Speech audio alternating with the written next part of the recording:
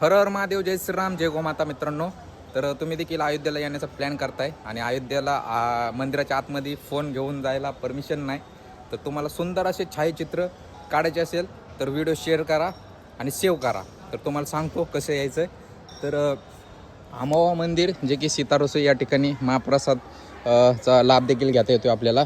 आणि त्याच्यावर शिडीवरून वर तुम्ही आले की या ठिकाणी आपल्याला भव्य राम मंदिराचं दर्शन होते. पाहू शकताय, राम मंदिराचं दर्शन होते. खूपच सुंदर अशा प्रकारे या ठिकाणी सुंदर अशा प्रकारे तुम्ही फोटो असेल, रील असेल काढू शकताय आणि इथे महाप्रसादाचा लाभ देखील घेऊ शकताय.